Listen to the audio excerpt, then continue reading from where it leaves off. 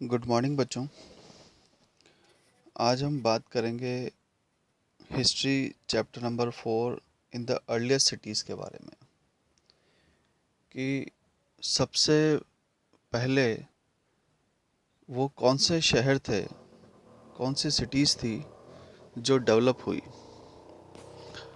तो इस टॉपिक में आगे बढ़ने के पहले बच्चों हमें प्रीवियस चैप्टर से थोड़ा सा लिंक होना पड़ेगा कि ये शहर आखिर बसे कैसे, हाउ दे वर सेटल और एस्टेब्लिश।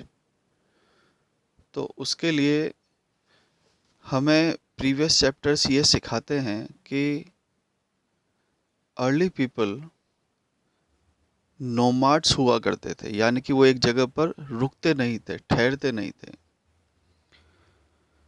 उनके कोई परमानेंट घर नहीं थे और खाने पीने के लिए वो या तो जंगलों में पेड़ पौधों पर डिपेंड करते थे या फिर एनिमल्स के फ्लैश के ऊपर डिपेंड करते थे, यानी कि उनका शिकार करके अपने भोजन वगैरह का अरेंजमेंट किया करते थे।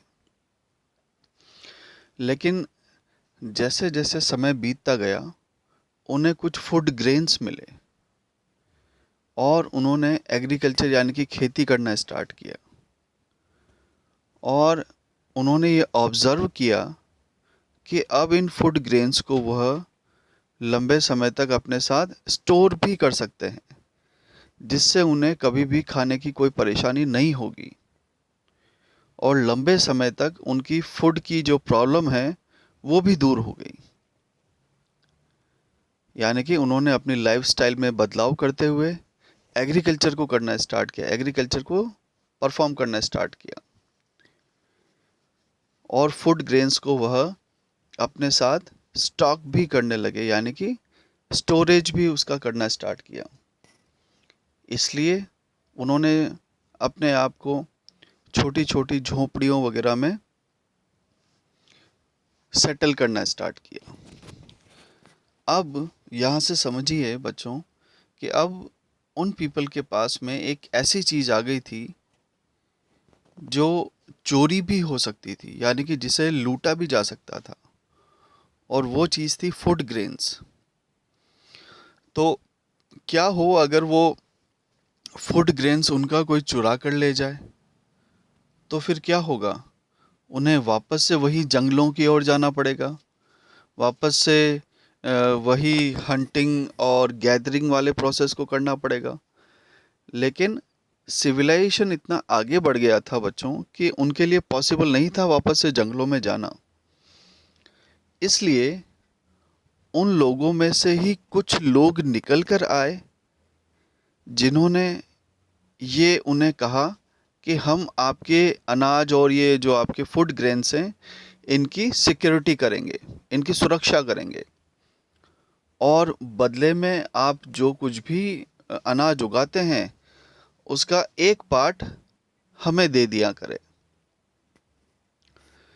तो यहीं से उस जो भी वो सोसाइटी थी या जितने भी वो कबीले थे या छोटे छोटे जो गांव थे, उनमें से कुछ लोग अलग हो गए जिन्हें ना अब हंटिंग करनी थी, न एग्रीकल्चर करना था, न एनिमल रियरिंग करनी थी।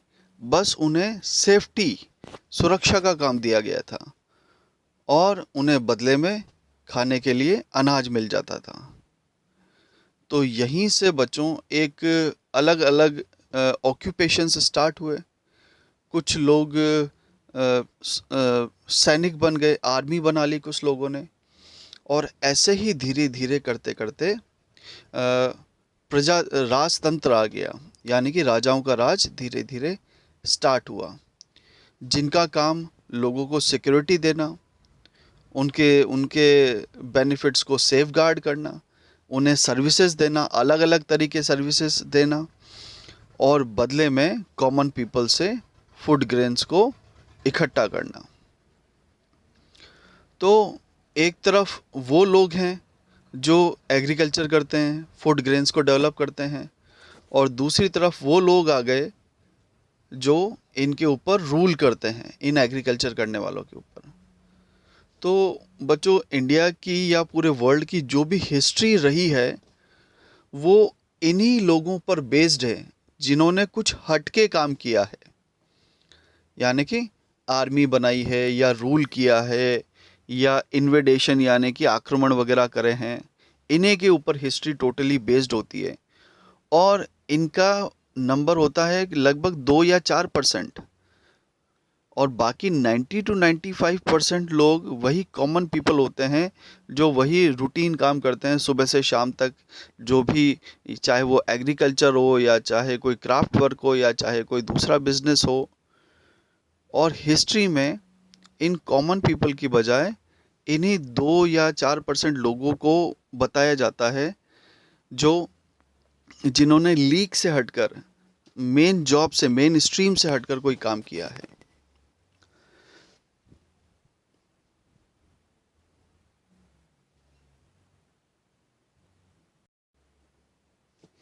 अब हम इस चैप्टर में क्या क्या पढ़ेंगे बेटा? अब इस चैप्टर पर आते हैं वापस से।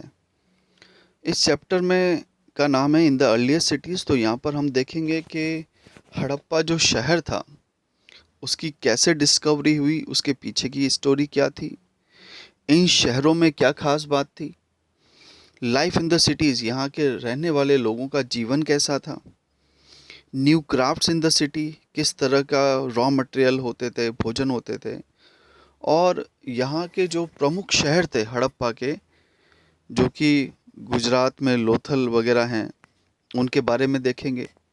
और किस तरह से अचानक से यह शहर ख़त्म हो गए, इनके पीछे की मिस्ट्री क्या रही। और एल्सवेयर में हम द ग्रेट पिरामिड्स के बारे में भी बात करेंगे। तो आइए सबसे पहले स्टार्ट करते हैं द स्टोरी ऑफ हड़प्पास डिस्कवरी।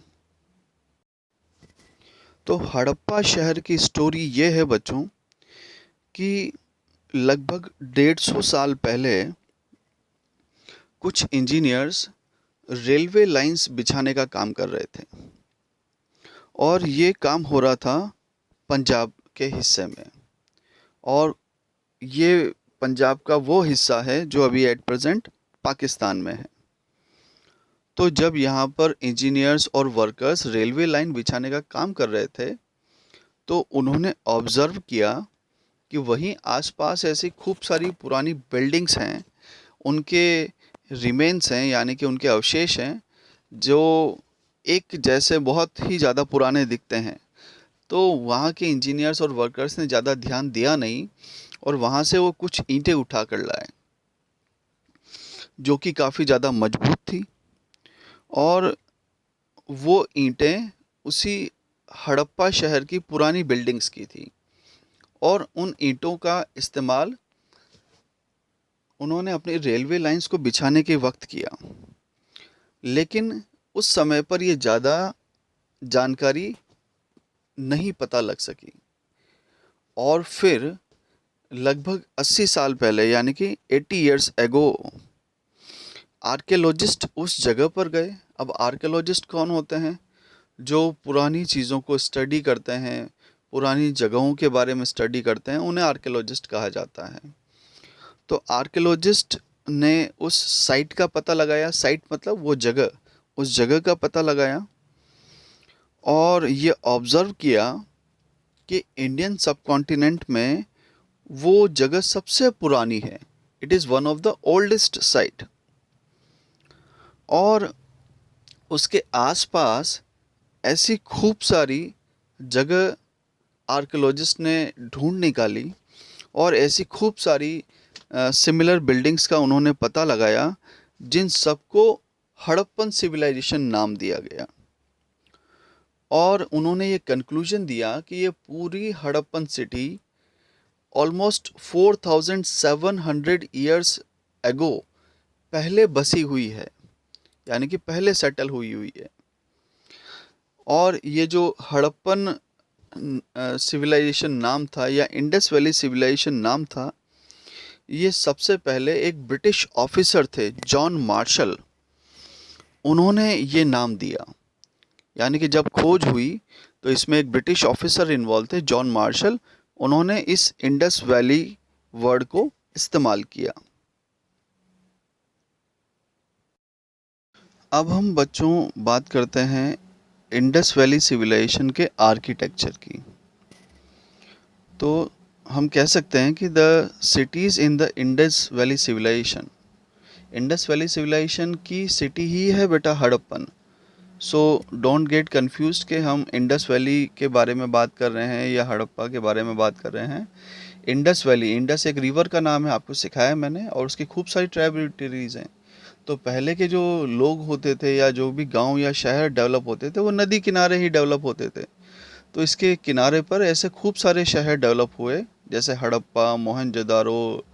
तो इस वजह से इस सिविलाइजेशन को इंडस वैली सिविलाइजेशन कहा गया। तो हम बात कर रहे हैं कि इंडस वैली सिविलाइजेशन के जो शहर थे उन्हें दो भागों में डिवाइड किया जा सकता था बेटा। They were divided into two parts. इसके वेस्ट साइड पर जो पार्ट होता था बेटा वो थोड़ा ऊंचाई पर बना हुआ होता था, या उसे थोड़ा ऊंचाई पर बनाया जाता था। आर्कियोलॉजिस्ट ने जब उसे ऑब्जर्व किया तो ये पाया कि it was made on the higher side, और उस पार्ट को कहा जाता था सीटाडेल।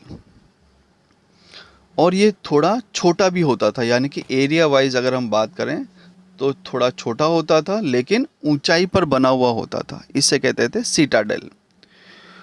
और ईस्ट साइड पर जो बिल्डिंग्स होती थी वो एरिया वाइज तो बड़ी थी, यानी कि उनका एरिया तो ज़्यादा था, लेकिन उन्हें थोड़ी लोअर हाइट पर बसाया जाता था और उसे कहा जाता था लोअर टाउन।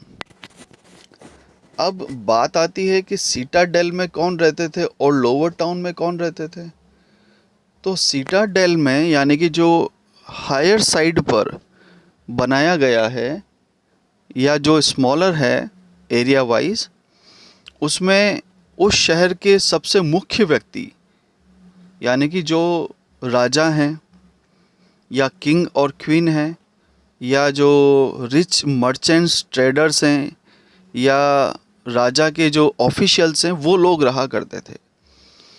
और बाकी जो आम जनता है ना, जैसे क्राफ्ट पर्सन्स हो गए, है ना, वर्कर्स हो गए या सर्वेंट्स हो गए, वो सब लोअर टाउन में रहा करते थे, यानी कि जो कि नीची हाइट पर बनाया जाता था।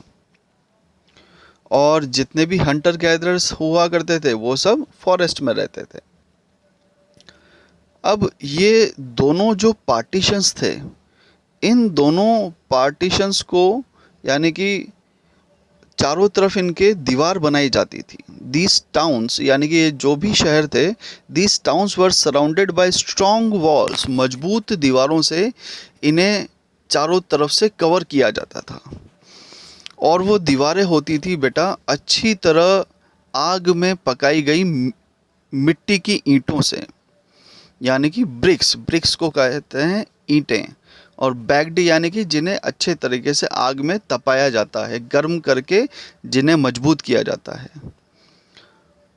और आपस में इंटरलॉक करके इस तरह से अरेंज करते थे उन्हें, ताकि उन्हें और मजबूती मिल सके। एक के ऊपर एक अरेंज नहीं करते थे, आपस में इंटरलॉक करके, इंटरलॉक पैटर्न के साथ में और ज़्यादा स्ट्रांगनेस उन्हें दी जाती थी। अब इन शहरों में कुछ मेजर बिल्डिंग्स की बात करें जो कि आर्कियोलॉजिस्ट ने डिस्कवर की हैं, तो उनमें सबसे पहले आता है बेटा द ग्रेट बाथ, जो कि मोहनजोदारो नामक शहर में सीटाडेल, यानी कि उस एरिया में आर्कियोलॉजिस्ट ने ऑब्जर्व किया। तो द ग्रेट बाथ क्या है? एक बड़ा सा एरिया है बेटा, जिसमें नीचे एकदम सेंटर पे वाटर स्पेस है और उसके चारों ओर ऊंची ऊंची सीढ़ियाँ बनी हुई है, जैसे कि स्टेडियम में होती है और बीच में ग्राउंड होता है। तो जिस तरह से स्टेडियम में बीच में हरे घास का मैदान होता है और चारों तरफ दर्शकों के बैठने के लिए सीढ़ियाँ होती हैं, उसी तरह से ग्रेट बाथ को बनाया गया था, जिसमें सेंटर में पानी भरने की जगह थी और उसके चारों तरफ सीढ़ियाँ थी, जहाँ पर लोग बैठ सकते थे। और इस ग्रेट बाथ वाली जो एरिया था, इसमें चारों तरफ रूम्स भी बनाए हुए थे, जहाँ पर लोग बीच में स्नान आदि करके उन रूम्स में चाहे तो चेंज वगैरह भी कर सकते थे, क्लोथ्स को चेंज कर सकते थे। अब इस ग्रेट बाथ का इस्तेमाल किया जाता था उस समय पर, जब कोई बहुत बड़ा त्योहार वगैरह आता था या कोई पूजा वगैरह होती थी, तो उस समय पर सभी लोग वहाँ पर स्नान वगैरह करने के लिए आते थे। जैसे आज के समय पर हम कुंभ वगैरह में जाते हैं, कुंभ वगैरह का आयोजन होता है स्नान वगैरह करने के लिए, तो सेम कंसेप्ट वहाँ पर ग्रेट बाथ का भी होता था। तो इसे मोहनजोदारो जो शहर था, ये भी आज के प्रेजेंट डे में पाकिस्तान में लोकेटेड है बेटा, मोहनजोदारो जो जगह है। तो मोहनजोदारो जगह पर ही इस ग्रेट बाथ को आर्कियोलॉजिस्ट ने डिस्कवर किया। अब बात करते हैं ये बनाया किससे गया था, इतना मजबूत ये कैसे था। तो it was made up of bricks and coated with plaster and natural tar to make it water tight.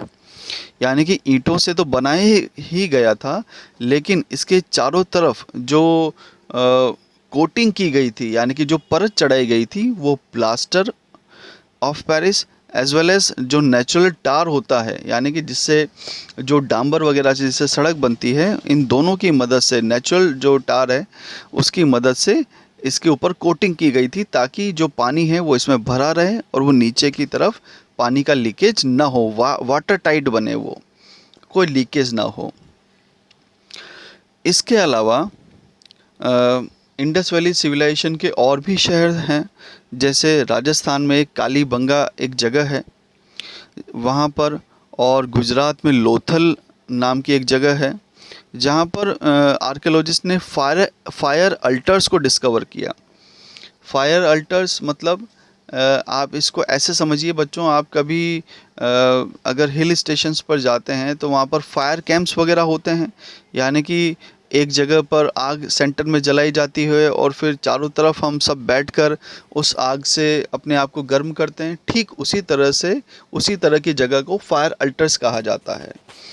तो ऐसे बड़े बड़े वो फायर अल्टर्स यानी कि आग जलाने वाली जगह को आर्कियोलॉजिस्ट ने डिस्कवर किया और ये कंक्लूजन दिया कि जब भी कोई राजा द्वारा कोई बड़ी पूजा या यज्ञ वगैरह किए जाते थे, तो इन्हीं फायर अल्टर्स का इस्तेमाल किया जाता था।